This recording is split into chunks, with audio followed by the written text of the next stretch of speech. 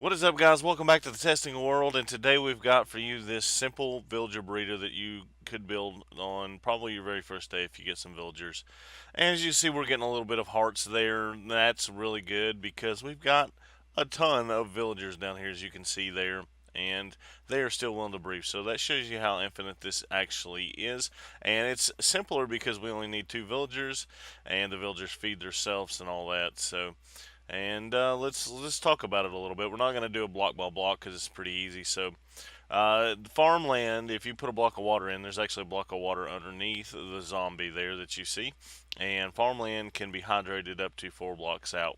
I only chose to do this row here is your third block out all the way around. So it kind of keeps the villagers a little closer together, and that's a good thing because they'll breed more often. So the only villagers you're actually going to want in here at any point in time is going to be the two that are breeding. And if you could actually have a third in here and it wouldn't break, but if you had a fourth, then that would be your cap. So each set of 3 doors takes care of one villager. So if you had 3 in here, you could breed and have one more. But then you say, what about these guys down here? Well, they're more than 7 blocks away from the doors, which means that they count as part of the village, but don't actually get counted in how many villagers are here.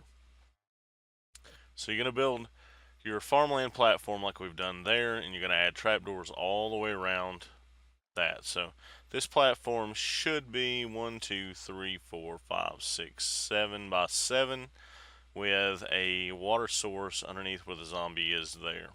Then what you're going to do is once it's built, you'll go ahead and add this zombie cage that we have here and place your iron trapdoors right on the dirt blocks there in a 3 by 3 and covering up the water as well where he has a place to stand. Then you want to do is come up 2 blocks from there, and on the third block up you're going to place the second set of iron trapdoors on the bottom of those. That way the zombie can't actually see and the villagers can't actually see the zombie either. And the best way I would say to get the zombie in there is to go ahead and get the villagers in, have them up and running, leave the hole open, a zombie will fall in there tracking them. Then you place your block over top to keep him from burning.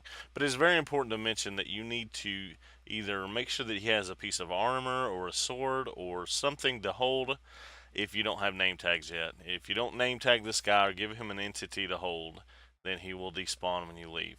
Now the beautiful thing about the zombie is, and this was discovered by Mr. Tango Tech, is that if you put the zombie in here, the babies will run off the edge, even if you're more than 35 blocks away, which will keep this so that you only ever have 2 villagers in here at a time. Alright, and so let's talk about this outside cage here. I went ahead and skipped 2 blocks, or essentially made the trapdoors too wide, and then we placed the whole cage based on that all the way around.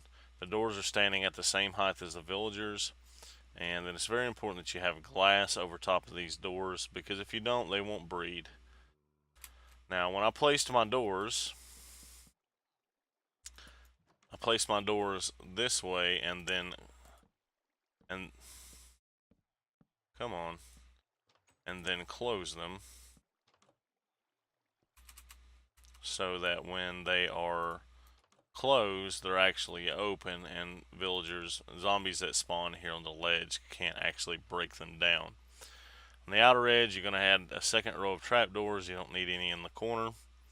And then underneath here, and I believe this is, how many blocks? 1, 2, 3, 4, 5, 6, 7, 8, 9, 10, 11.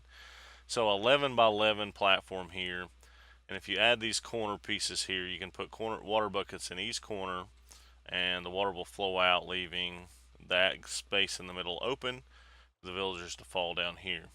So when they fall down here as babies, you'll send them out, and you can do this however you want. It can be straight, it can be drop down. I did the drop down so that the food that came down could actually fall down there and not reach the baby villagers.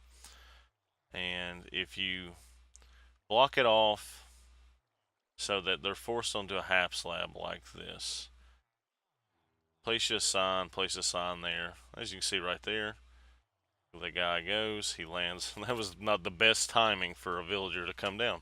He lands on the half slab. When he grows up, he'll be tall enough to reach the water. come over and swim down. That's a pretty simple way of understanding it.